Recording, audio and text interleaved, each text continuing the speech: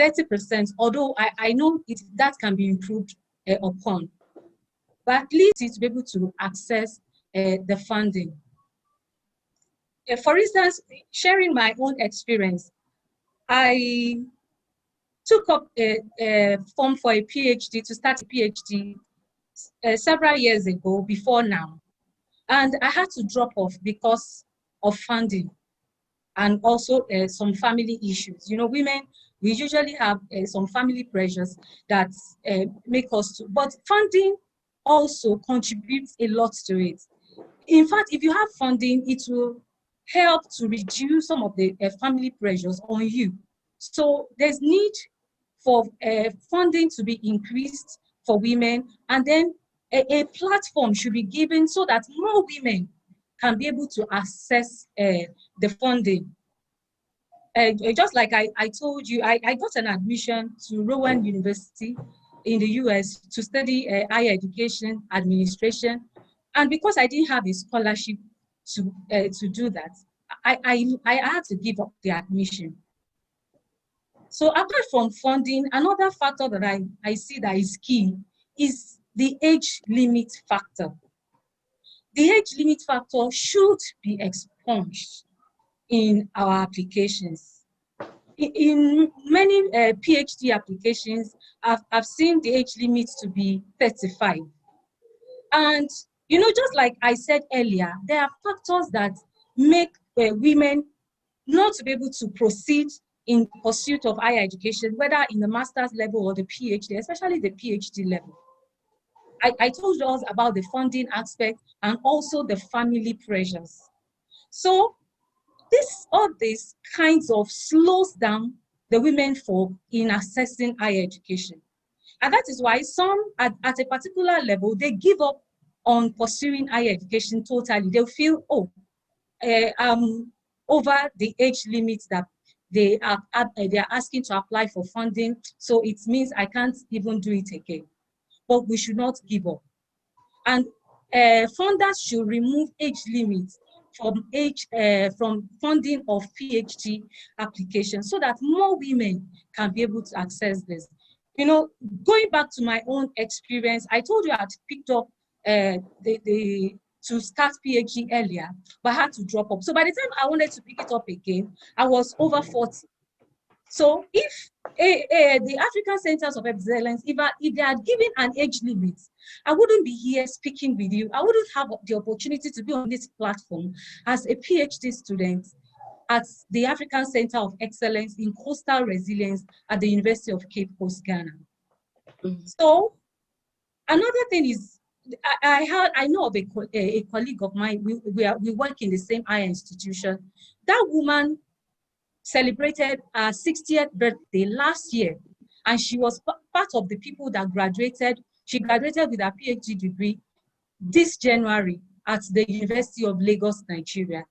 So that means that kind of woman started her PhD probably around 55. So if she wanted to apply for funding and she wanted to apply at the age of 55, she wouldn't be considered with the age limit that is being put for funding for PhD programs.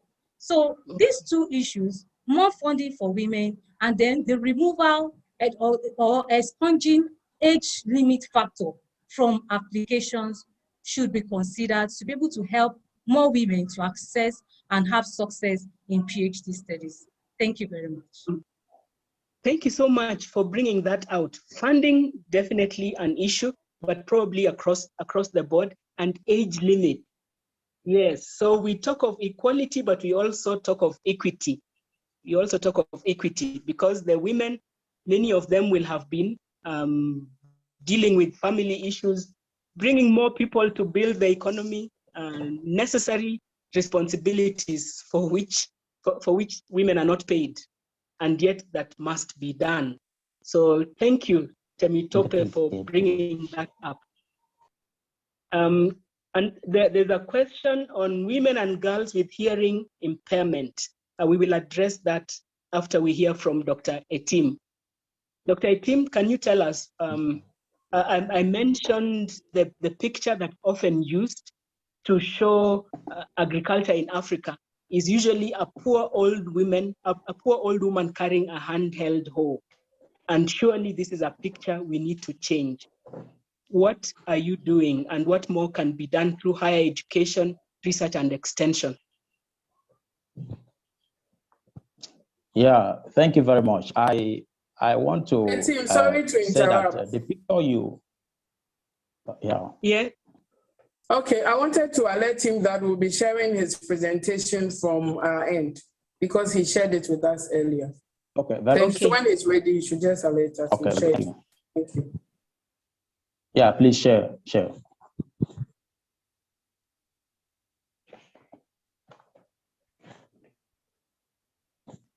Thank you for those putting comments on chat. Okay. Please keep it up. Yes, Temi, Dr. Etim. Okay, thank you very much. The picture you see there on your slide, please go to second slide. The second you see on the second slide there, where you see women farming. Agriculture, we know, has remained the major source of food and livelihood for most rural population and the engine of growth and poverty reduction. But regrettably, the agricultural sector in most developing countries is underperforming, due largely to the fact that women, who form the bulk of agricultural production, are or face severe constraints than men that tend to limit their productivity and access to productive resources. The question is, why do women face these challenges? The answer is simply, these women are uneducated and they lack the skills. Please move to the second slide, please.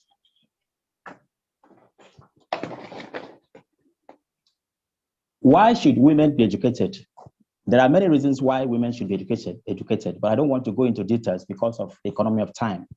But I want to emphasize that women that are educated will have they have a higher likelihood of, or they have less likelihood of experiencing poverty. And they also have, the women that are educated are also have a higher likelihood of adoption of agricultural innovations. Studies by me have shown that educated women have higher likelihood of adopting agricultural innovations faster than the uneducated ones. We should also note that poverty and hunger experienced by uneducated women in childhood are usually passed on and have long-term impacts on women's future potentials. First slide, please. The question now is, can the glass ceiling be broken? Yes, the glass ceiling can be broken with the support of men. First of all, there should be increased awareness on the need for girl-child education. We have seen that in the African society, there is high preference for boy-child. The first step in closing the gender gap should start from the family, and this should be initiated by the men. When you start treating your son as a king and your daughter as a slave, this is the beginning of gender inequality. Women and girls should not be treated by boys and men as less. Even worse in poor households, where sons or boy children are allowed to go to school and girls go to school later. A situation where most of the household chores are given to girls, most of the household chores are performed by girls at home. Most of the responsibilities of children, of caring for the children performed by women should be discouraged. First, the fifth slide, please. There should be increased enrollment of women in universities. This is one of the ways of closing the gender gap. There should be increased enrollment through affirmative action. According to ESA 2021, there are 7.2 women enrolled in universities and colleges in sub-Saharan Africa compared to 10.4% of men enrolled. This is still a far cry compared to global average for women, which is 42%. Vice chancellors of universities and provosts of colleges, in conjunction with education bodies, should make deliberate policies to increase intake of women and girls in African higher institutions. Men should also be encouraged to enroll their wives in African higher institutions. Slide 5, please. We have the gender gap of university professors in Nigeria, as you have seen there. Or before this, we have the gender gap of university professors in Nigeria.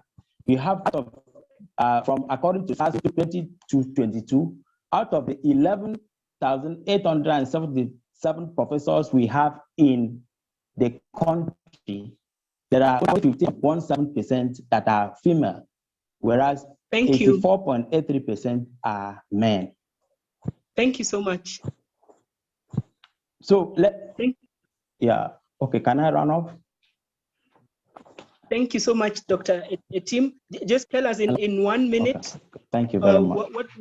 How research in research and extension, agricultural research and extension, is helping to change that picture for women to access agricultural technology. Yeah. In 1 minute, in 1 minute, please. Okay. Several studies we have conducted in agriculture have indicated the adequate mentorship for girls, women. So research have shown that women that are inspired and mentored have a higher likelihood of performing higher in higher education. Thank you. Okay. Thank you very much. Thank you so much, our panelists.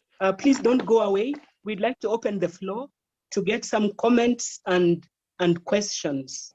If I can just begin with this comment on women and girls with hearing impairment, but I'd also like to add those who are differently abled. How are they being helped to access higher education, to be successful, and even to get promoted when they are among the staff and faculty in the university? Can any one of the panelists take it?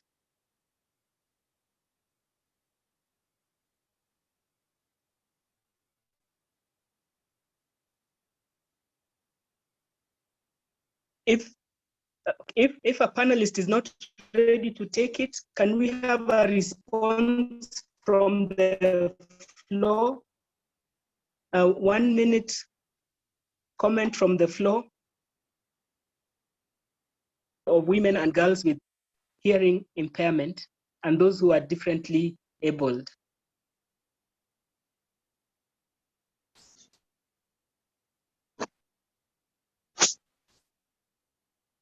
Okay, I see several hands up. Dr. Mrs. Evangeline Anthony.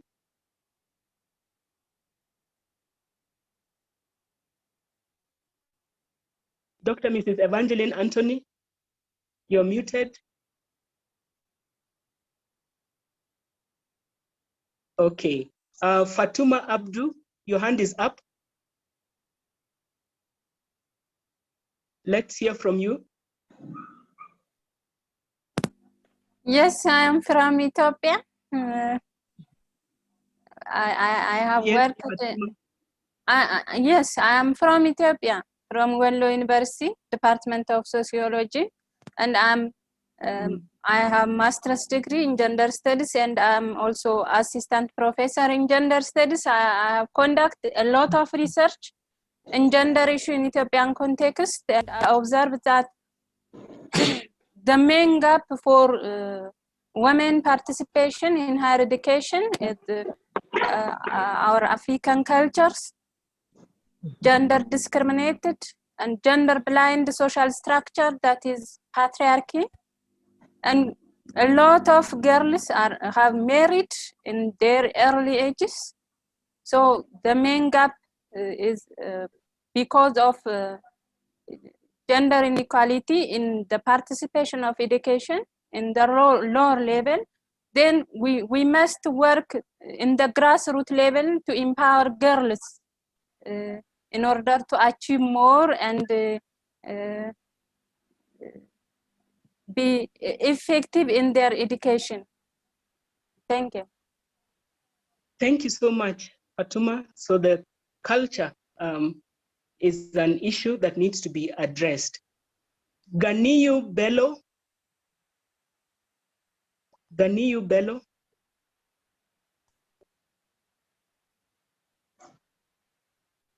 Are you able to speak? Yes. Can you hear me, please? Yes. Can you hear me? We Hello? can hear you. Can you proceed? Okay. You have 1 minute to Yeah, make thank your you very comment. much. I have this issue with some subtle manner in which females are discouraged from education. Globally, when we talk about glamour industry, female dominates. And we all know that glamour industry, I'm not saying it's not good, but it lures women into making money that at the end of the day, their contribution in higher education is being sacrificed. So when you see advertisement industry, you see pageantries contesting for that. Big Brother Africa, you see it's not brother, it's Big Sister Africa. Most often than not, those who participate in this are predominantly female. They jettison higher education the moment they are able to make millions from that area. For the disabled individuals, let me say people with challenges, we need to encourage higher institutions to have facilities to educate them.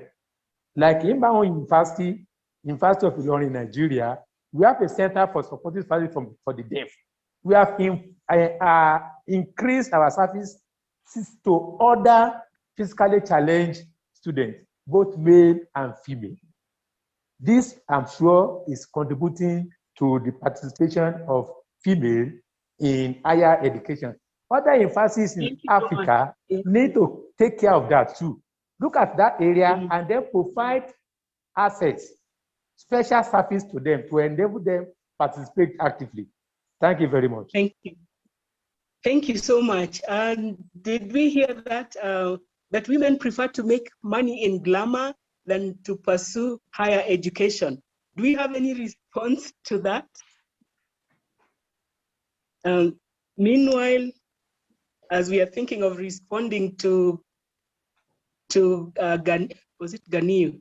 Professor Yes. Ikechukwu. Professor Ikechukwu, please have your say. You have a minute. Thank you very much, the moderator, and thank you very much for this wonderful opportunity and wonderful day. First of all, let me join everybody in congratulating the Women's Day and being part of it.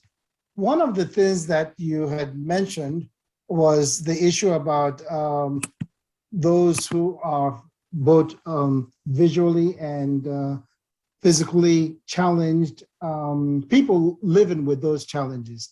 It is a major problem in our continent, Africa, but also around the world generally, that the notion is we haven't yet taken care of those who, quote unquote, don't have these challenges, and how are we going to now devote this limited resources to those who, in some views, may or may not necessarily overcome these challenges, which is a misnomer, but unfortunately, we haven't yet been able to take advantage of records of accomplishments of people with challenges.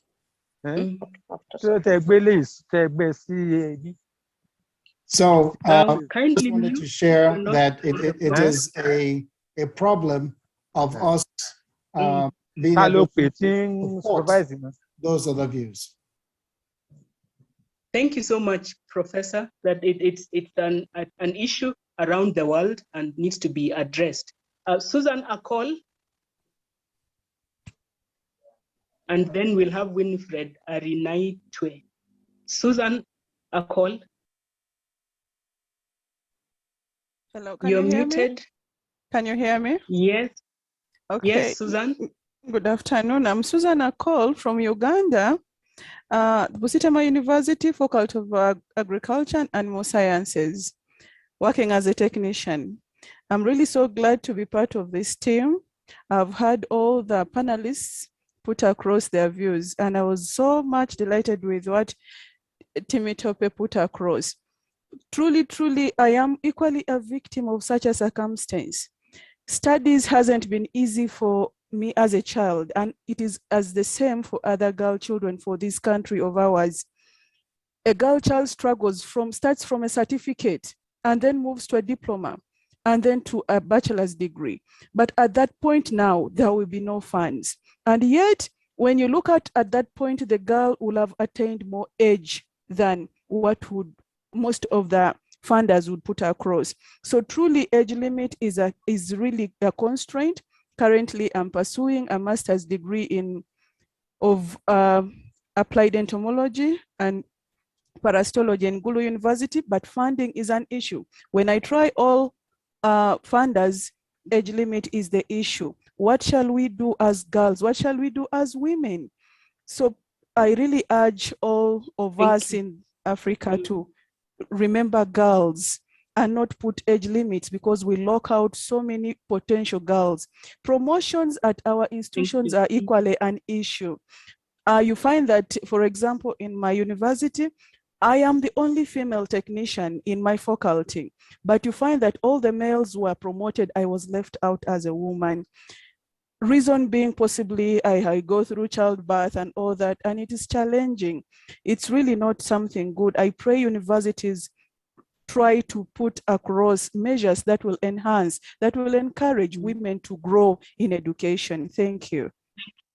Thank you so much, yes, for giving us another real life example of that age factor and apparent discrimination when it comes to promotions. Winifred, let's hear from you. You have a minute, please. And if you've already spoken, kindly remove your hand up so that we see clearly who's yet to speak. Thank you. Winifred.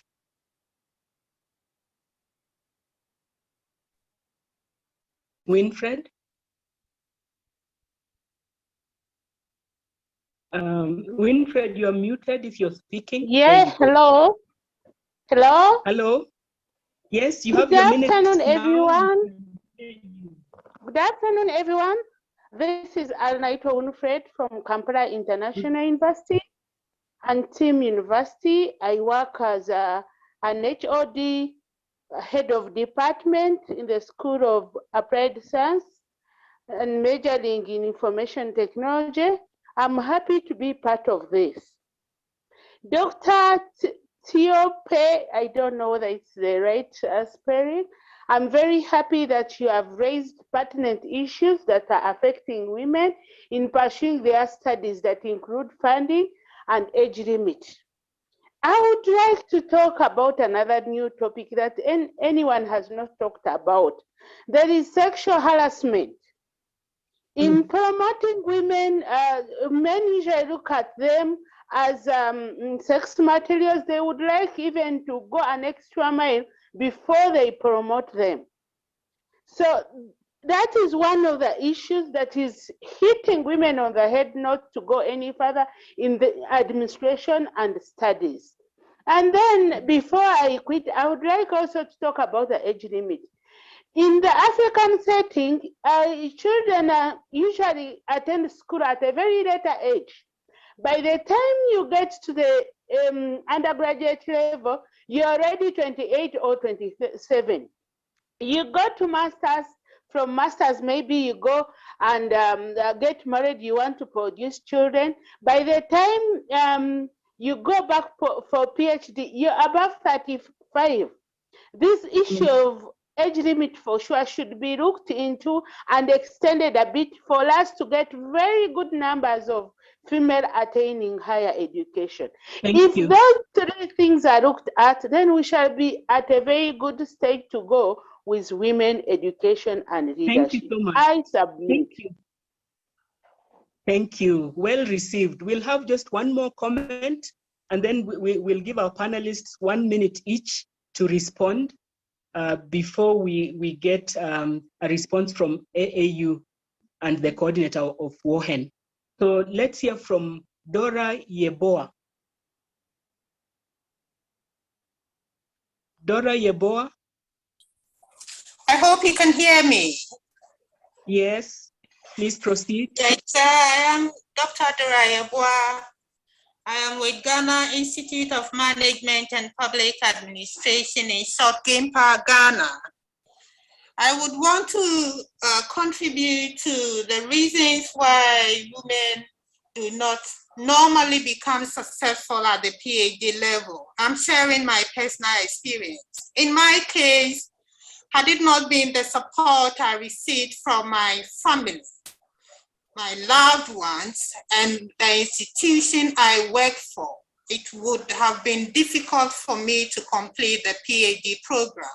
So this is where I'm coming from. If indeed women are to be successful at this level, then closer attention should be given to this kind of support. In addition to funding, I think this is a critical issue that must be looked at. Thank you. Thank you so much. Thank you. I can see there are more hands coming up. And unfortunately, we have come to the end as far as the time is concerned. So please write your comments on the chat, and AAU WoHEN will put them together and see how this discourse can continue beyond this meeting. We should not have to wait until the next 8th of March. So thank you so much for the rich input from the floor. I'd like to ask our panelists to take just 1 minute to give a final statement based on what has been said, but also what you believe ought to be said at such a time as this. We begin with whom shall we begin with? Sorry. Let's begin with Temitope. Ms. Temitope, you have 1 minute for a last word. Yeah, thank you. Thank you very much. Am I with you already? Yes. Hello. Okay, thank you very much. So I want to thank the organizers of this program once again for giving me the opportunity to be able to share my views on this platform. And I also want to encourage our women that are up there that they should try as much as possible to be involved in mentoring. That mentoring will help those of us that are upcoming to be able to get there, so that we can have more women at top positions. So as part of our personal programs, as part of institutional programs, let's make sure we include a mentoring so that people that are upcoming can be able, to be encouraged, to be helped, to be able to attain a higher positions. And at the end of the day, we'll have more women in top positions, in administrative level, in the academics, and in every sphere of life. Thank you very so much. God bless. Thank you. Mentorship, very important. And I know FAWE is doing a lot on that front. Let's hear from Dr. Etim. You have your 1 minute.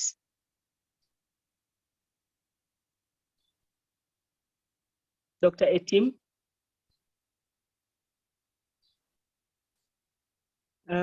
Can we hear from Dr. Etim? Is Dr. Etim still here? Okay, let's hear from Professor Amani. Yes, 1 minute. Final word. Please don't consider the Women Celebration Day just for celebration. It's awakening call, because gender equality is not a basic human right. It is the basis for building peaceful and sustainable society, and also to mitigate the climate change. And I would like to use this opportunity to invite all African women to participate in the COP27, which will be held in Egypt in November this year, 2022. So let's move and prove that we are capable of making a change in our continent. Thank you. Thank you so much. That's wonderful. Gender equality, not just a human right, but the basis for just and progressive society. And yes. Okay. Dr. Rita? So allow me to thank the AAU and especially Professor Olushola for inviting the African Union to be part of this very interesting and very important meeting. I just want to make two comments on what has been said, and thank you to all the participants for being here and the comments that have been said. But I want to comment on the on what was said about glamour, about women being better off in glamour areas than in higher education. I think this still shows that we still have a long way to go in changing mindsets, and that we have a long way to go into breaking these gender stereotypes. That we can hear such comments today is I think very, very sad. I want to come again on this important aspect of talking about age versus funding. And I think this is something that a lot of development partners, of funding agencies, philanthropists need to take into account, because this age issue is a very important one, knowing that a woman has many roles apart from being a professional. She has that of being a mother, a wife, etc. So something to put on the agendas. So as I only have 1 minute, allow me just to say Happy Women's Day. Thank you. Thank you so much, Dr. Rita. Thank you. We appreciate that. Dr. Etim, is Dr. Etim still here? Yeah, I'm Kindly here. take I'm your here. 1 minute. Yeah, sorry, I had Okay. some connectivity issues. I just want to say that the female mentors and role models in a traditionally dominated male society is an inspiration to girls and women. There is what I call role model effect. So if AAU can partner with WoHEN, I have the opportunity to mentor girls and women from across Africa, North America, and Europe. I have engaged with more than 30 international organizations on this. So AAU should partner with WoHEN and form a mentorship program. They should develop a mentorship program that where professionals, women professionals, and men professionals too, will engage young girls and women through mentorship. This will inspire, this will motivate, this will help in shaping the career path of women that will help to close the gender gap. Thank you. Thank you so much. I think we all deserve a clap for yourselves for being such excellent panelists and excellent participants. I apologize concerning the time, but I don't think there's ever enough time to discuss women's issues, which is why we must not keep waiting until the 8th of March. And AAU and WoHEN, you're hearing, and those who spoke, Fawe, all of you, you're hearing that this discussion must continue, but not just discussion, but also implementation. To summarize would really to do injustice to the rich discussions. But I'd just like to pick one or two things that were said to repeat that parents are key. So parents, whether they are natural, biological parents or guardians, that's where it all begins. In fact, in the paper presented by Dr. Christine, Professor Christine, she was asking what are mothers teaching their children so that they become so gender insensitive when they grow up. But parents are key in all aspects, in attitudes, but also in developing the confidence and awareness that people need to know that one is not less because of their gender. And we've also seen that there are policies at continental level, and I know even at many national levels, at institutional level, there seems to be a dearth, but I know some institutions do have policies. Implementation is key. We must push for implement it. We must know what the policies are so that we can push intelligently and strategically for implementation. Collaboration is very important. Addressing the whole pipeline from early childhood, very important. Teaching and learning, pedagogies have to be sensitive to this matter so that young people grow up knowing that if you're a girl, you're not any less. If you're a boy, you're not any more simply because of the gender, but that you are all equal and stronger together, better together. Ensuring facilities for differently abled, that's very important. We may need to look at the data. I think we were told that we are short on data concerning women in higher education, but also perhaps concerning different abilities. Funding issue has come up over and over again. Surely that must now be taken to another level to actually address the funders, whether it's families, governments, or donor agencies. Sexual harassment was mentioned only by one person, but I know it's out there. We keep reading about it, hearing about it, seeing it. Mentorship is being demanded for upcoming people, and so we have a long way to go, as Dr. Rita has said, but at least the awareness is there as much as possible. Let's push for implementation so that next time, next 8th of March, we will be seeing how far we have come in implementing, which we ought to do straight away, beginning from now. And my last remark is to do with gender equality, not just a human right, but the basis for just and progressive societies. And if we have leaders of integrity at every level, they will know that they ought to give women an equitable chance, equitable opportunities to excel in whatever they do for the betterment of society and for us to be able to make the most of our full human capacity. Thank you so much to all of you for championing women, promoting their bid to access higher education and achieve their potential. It's been an honor being here, and I hope to partner with some of you. Our forte at International Leadership University is developing leaders of integrity.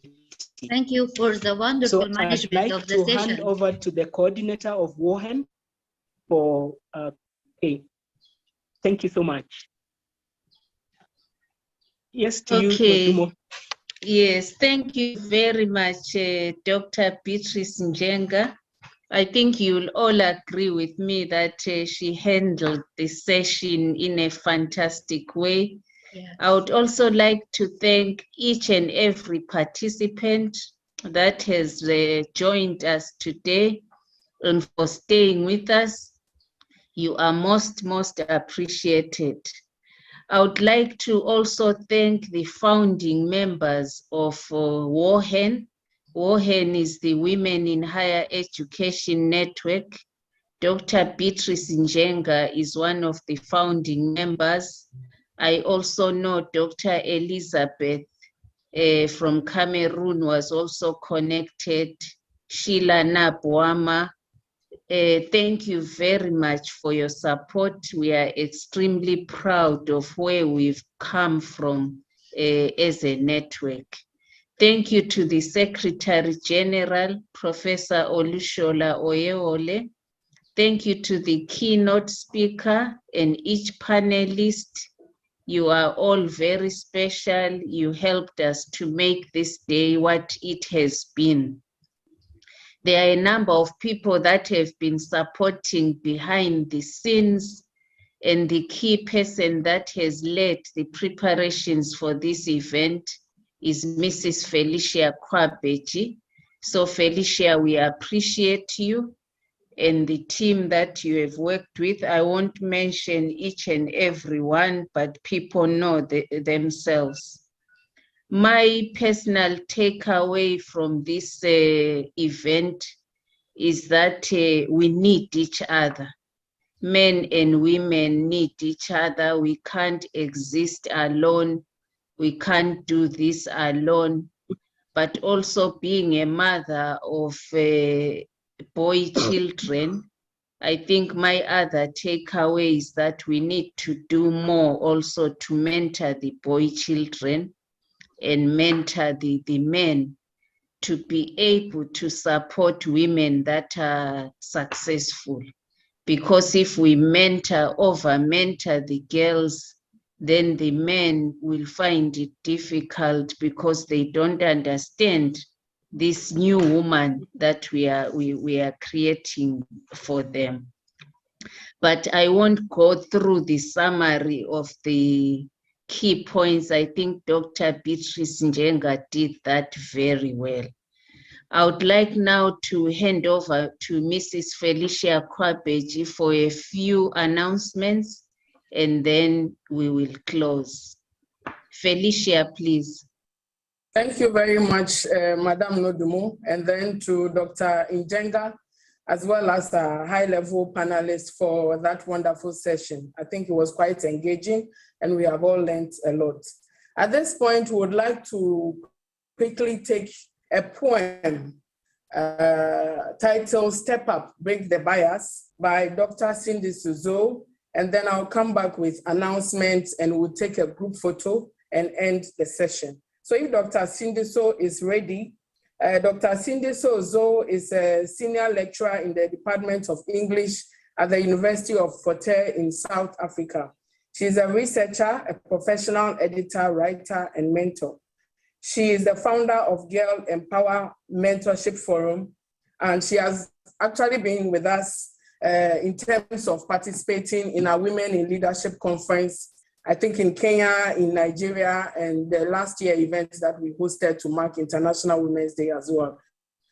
If Dr. Sindiso is ready, we are calling you to take us through your poem, which we know will enjoy very much.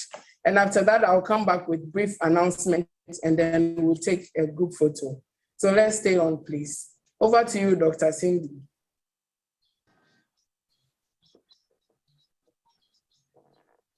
Is she there? Yes. No, yes.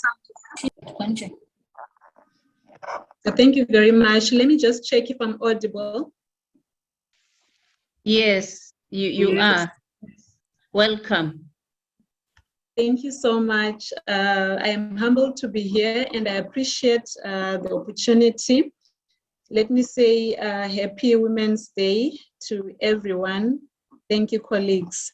Without wasting much time, I will get into the poem. The title of the poem is Step Up, Break the Bias.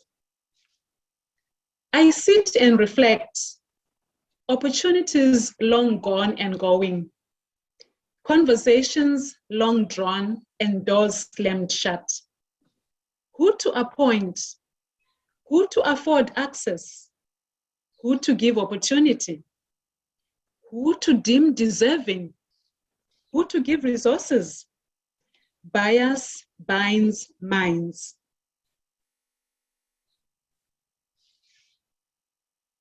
The battle rages on in boardrooms, long and drawn and chances gone. Unchecked, bias subtly clutches and clouds judgment. Silent and creeping, masking and blinding, binding and crushing, crippling and drowning the progress of women and girls. We sit together at the table. We share classrooms. We walk the same corridors, but we are not equal. Women are pushed aside. They are locked out. They are shut down, second class, out of caste, denied access, barriers, man-made, premature stops, door and jaw slams. An invisible gulf exists between us in these high spaces, slowing down our paces, swallowing our spaces, erasing our faces, drowning our voices. Bias ends lives. Bias unseen but present, untouchable but imposing, snatching opportunities, slaying potential, thwarting development, extinguishing dreams, disempowering the woman. Step up and break this bias. End epistemic violence. Do your part. Take a step. Act to give women and girls a chance. Raise your voice to break the bias. Do it for justice, progress, and sustainability in society. Thank you so much. Happy Women's Day. Thank you very much, Dr. Cindy. Thank you very much. We appreciate it each time you join us with these wonderful poems, which are loaded with very important messages. Thanks so much. We were happy you were able to join us. Okay, so just to move on straight to the announcement, I think we want to say that we'll share the presentations with you. We've seen a number of you asking for it via the chat box. We would actually share the presentation. We'll also be sending the link to the recorded video so that we can always consult this recording and continue to learn from it.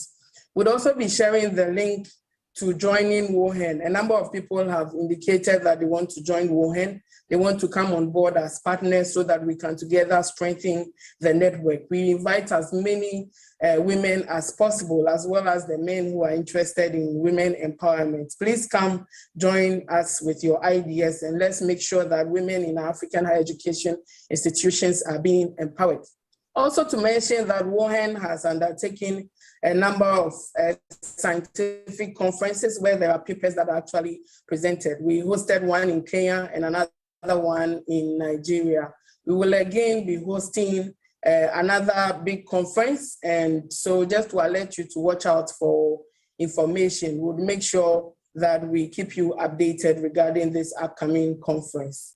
The AAU also has a number of upcoming events that would want you to register to join. There's one which is holding on March 14th, 2022, and it is the third edition of the COVID-19 Diary, which is brought to you by the AAU TV in partnership with the National Research Foundation of South Africa. And the theme will be vaccine development, variants, and herd immunity. I think it's been posted via the chat, so let's look out for it, and then let's try and register to participate. You can also check on the AAU website and blog, and you will find information. We also have a number of quality assurance workshops which are coming up, so we want you to check on the AAU website and blog, and please register to participate in these very insightful programs and capacity building workshops. I think that's it for the announcement. We would, at this point, want all of us to turn on our cameras while we take the group photo. But we thank all of you so much for your participation and for your contribution. We'll surely stay in touch with further communication via the emails. If we are ready, let's turn on our cameras. And please give us a nice smile.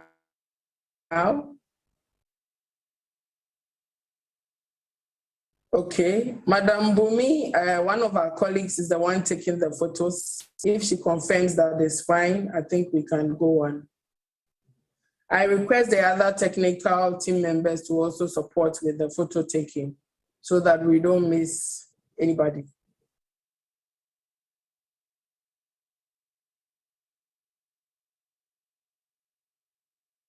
Okay, I think slide 1 has been taken.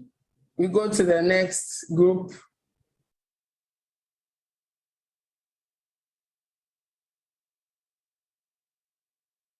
Some people still don't have their cameras on. Kindly turn it on briefly, if you can.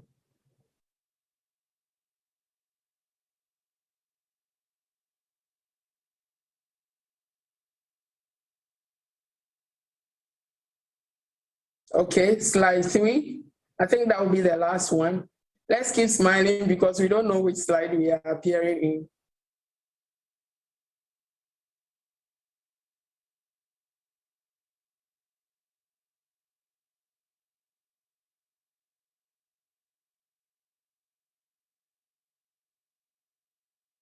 Okay. Okay. I'm still being alerted that it's left with the last one. I think the participation has been really great, and we thank all of you for making time to join us. They've loaded the last set of participants.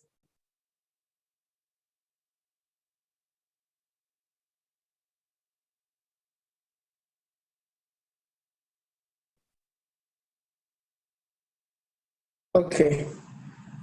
Thank you all so much. This brings us to the end of our wonderful celebration to mark the International Women's Day. We want to thank the AAU Secretary General and all the leadership of AAU, as well as the leadership of the Women in Higher Education Network for bringing us this very insightful program. We also want to thank the keynote presenters in the person of Dr. Christine Mushebri, who is the Vice Chancellor, UNICAF University in Zambia, as well as Madam Martha Muwezi, the Executive Director of the Forum for African Women Educationalists. This is FAWE. We also want to appreciate our moderator, Dr. Beatrice Khama, as well as all the high-level keynote presenters, Dr. Rita Bisunoth, who is the Director of the African Union International Center for Girls and Women Education in Africa, AUCFA Burkina Faso, Professor Amani El Sharif, who is the Vice President, Pan-African University and the Coordinator for AU North Africa Regional Office, Dr. Insikat Abasi, a male panelist from the Department of Agriculture, Economics and Extension, University of Oyo in Nigeria, as well as Madam Temitope Adewale, who is a PhD candidate at the University of Cape Coast. We also want to thank Dr. Sindiso for the surprise you gave us by blessing the meeting with a wonderful poem. We appreciate all of you. We also want to appreciate all the participants. We've had not less than 200 people connected throughout the session. At some point, we went as far as 298 or so, almost 300. So we want to thank all of you for staying throughout the session. We appreciate you, and we say a happy International Women's Day to all of us. Let us continue the engagement. I think there were quite a number of events happening today as well. If you were able to jump in to contribute, we would encourage you to do so as well. Thank you all so much, and we look forward to connecting very soon and to sending all the communication that I made mention of. It's bye-bye from us here. From Feli, did you give the notices? No? Yes, please. I've given all the announcements. Okay, thank you. Okay, all right. Thank you very much, and we will connect soon. We also want to thank our interpreters. I think the French session also went on well. We will do well to improve it the next time and to see the possibility of adding other languages, Arabic and Portuguese, which are all the formal communication languages that we use. I think it's bye-bye from us. Madam Nodumo, if you can confirm that. Yes, yes, please, Feli. Thank you. Okay, all right. Thank you all so much. Recording stopped.